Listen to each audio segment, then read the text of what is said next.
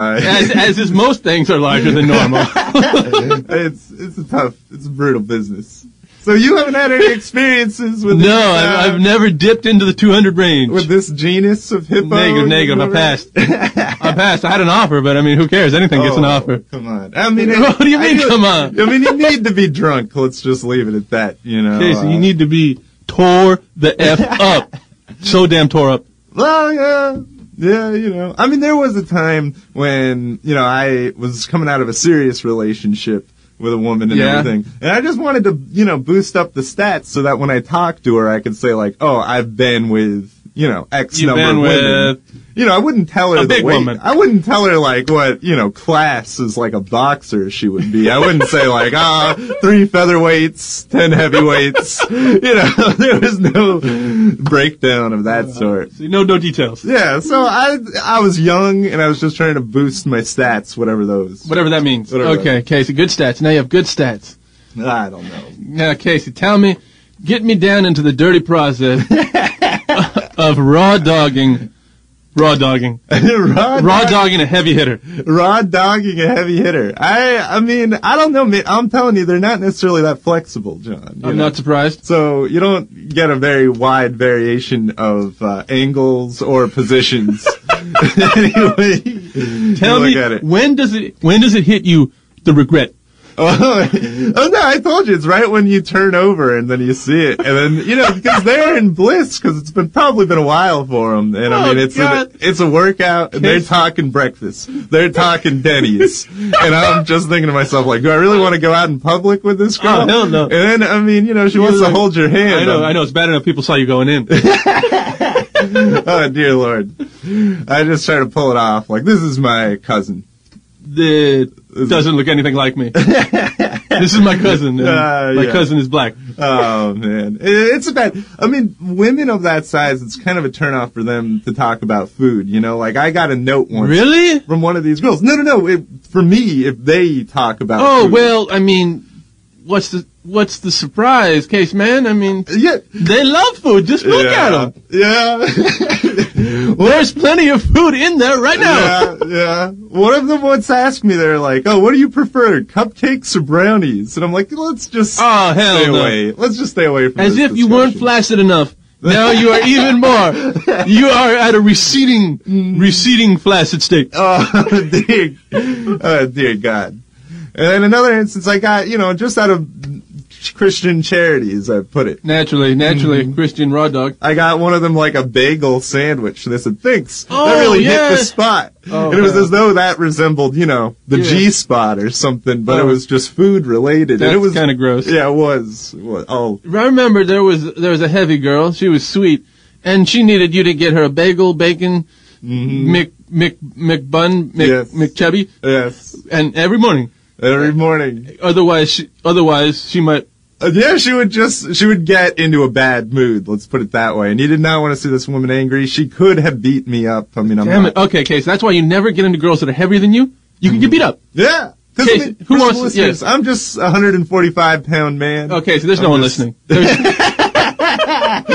No, well, you know, in case aliens come down and accidentally stumble across this. In case we're invaded by aliens and this little booth is their target. This is some real culture, Mr. Alien. Yeah, he's getting a good earful, whatever they have, tentacleful, ganglioidful. I've seen that movie. Yeah.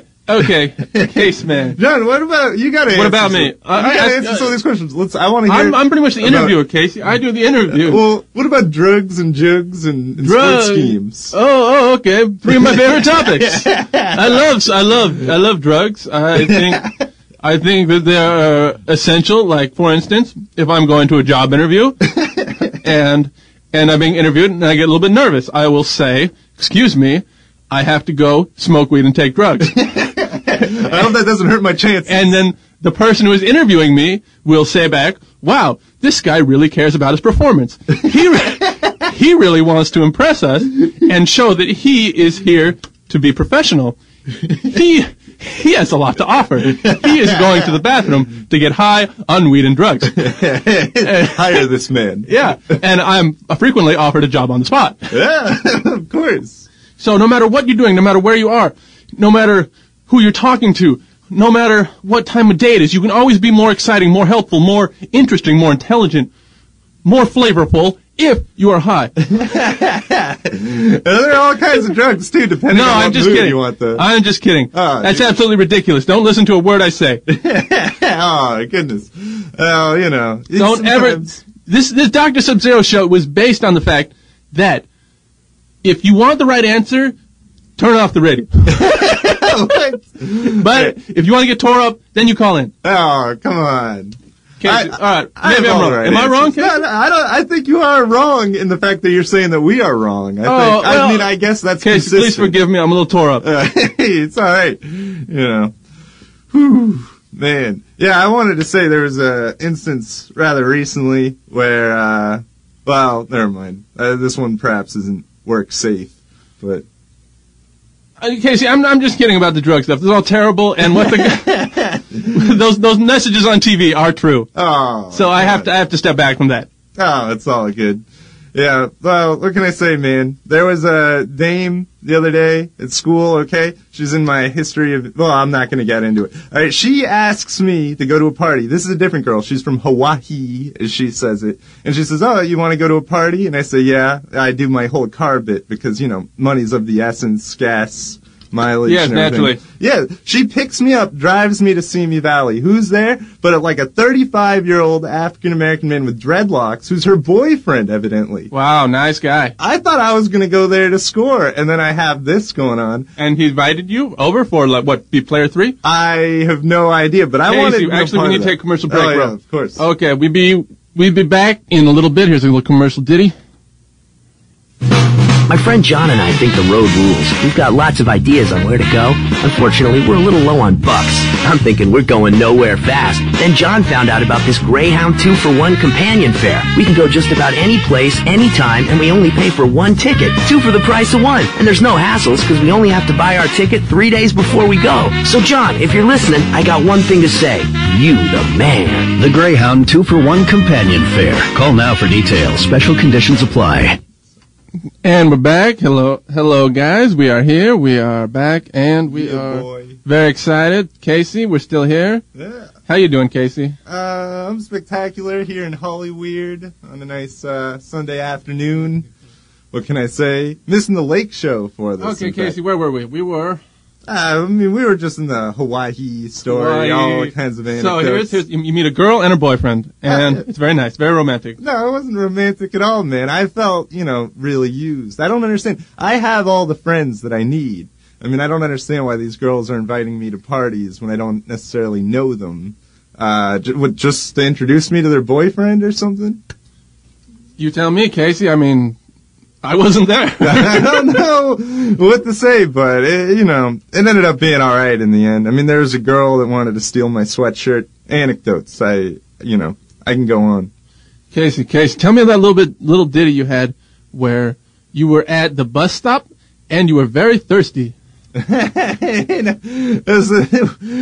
have a bunch of stories about the bus stop. I was taking the bus from Woodland Hills to Northridge every day in the summer.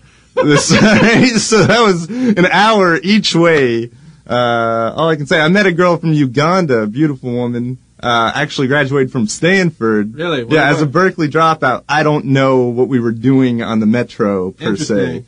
But, what's going on?